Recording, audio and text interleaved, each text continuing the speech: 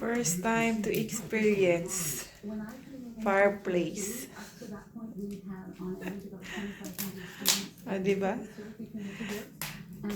Dati, sa outdoor lang.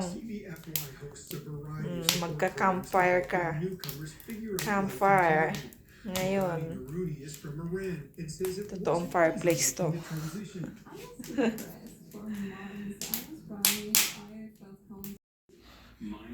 Ayan. Siyempre, mag-good time. Suited sa ambience. Diba? Feeling rich kid. Pay off sa mga pag-work hard.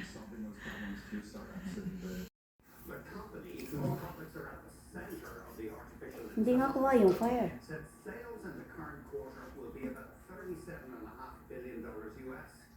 Wall Street projections have ranged as high as 41 billion. The chip maker has had trouble keeping up with demand for its products and has struggled with production snags. But Nvidia's growth over the past 2 years has been staggering. Sales are poised to double for a second year in a row. Flying hard. Kuha yung fire. On the markets, the Canadian dollar $56.64 up May tissue ba dyan? and the TSX Composite ended Okay, let's drink. It closed at 25,036.46, up just under 26 points. That's the latest in business. Merry Christmas, mga kaberks. The Post is delaying the delivery of passports ahead of the busy holiday travel season. Passport Hey, applicants who did not get pay your for pickup glass. service or have already mailed the application Oh. will see delays. Merry Service Christmas. Canada put a Merry temporary hold on Christmas. mailing out passports on November 8th in anticipation of a potential labor disruption. 85,000 passports that have been printed are being held and they will not be mailed Ayos until the lang. strike is over. If you need yours sooner, you can visit a local Service Canada center. Next win will be a big one for the UFC Dinos. That's because it will be a record-setting victory for the coach, and that Lasa na ba? comes soon enough. That's next. Ayos naman. Nakait lang ako. Ganun. Diabetes can serve up a lot of questions, like what is your glucose and can you have more carbs? Good morning, mga kaberks. So, another day sa ating bakasyon. Tour ko kayo sa aming accommodation. So, ito magandang place. Malabo. Yan. Yan, woods. Ganda. May snow. Ganda ng ambience. Ito yung sofa bed. Ito kami nag-chill kagabi. Upuan sa dining. Kitchen. At yung fireplace. TV. Ito yung entrance. Ayan. Simple lang siya pero elegante saka very relaxing dahil nga sa niya, ambience niya, 'di ba? Ayan. Ito yung washroom. Simple lang din. Ayan. Tapos ito yung room. Ayan. So, hindi siya typical na na pagpasok mo sa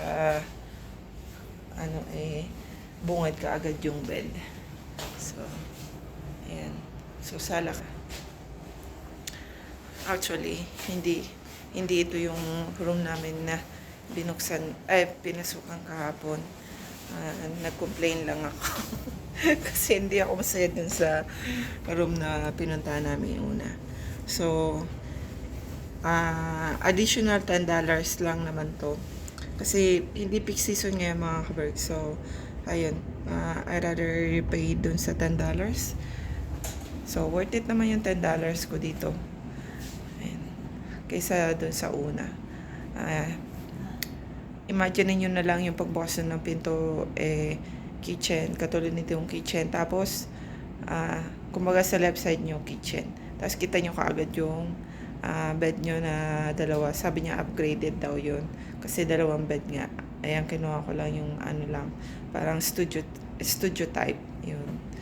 Pero, since nga hindi ako masaya dun sa room na pinuntahan namin. Saka pagpasok may amoy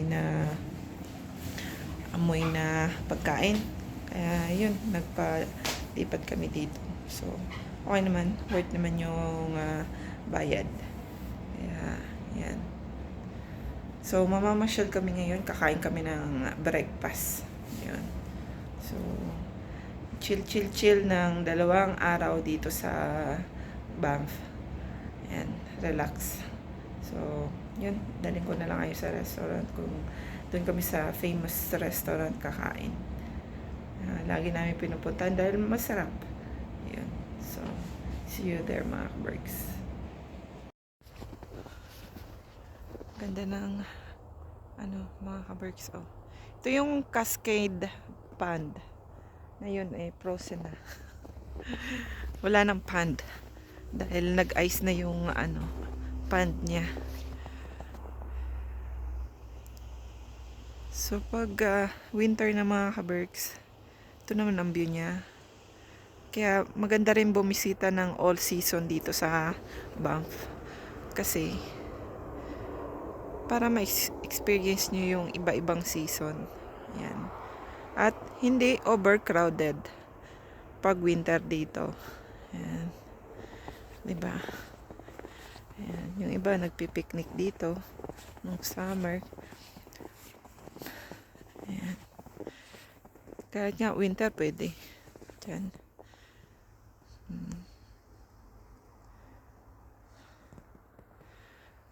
Puntahan natin yung Lake Minnewanka.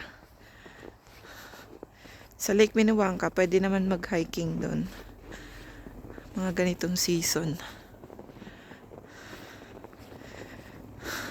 Balik na tayo sa sasakyan dahil malamig. Pag winter mga kabergs, ito lang ang libangan dito. Pasyal-pasyal. Kung hilig nyo mag-ski, snowboarding, ice walking. Tama ba yun? Ice fishing. Ay, nako.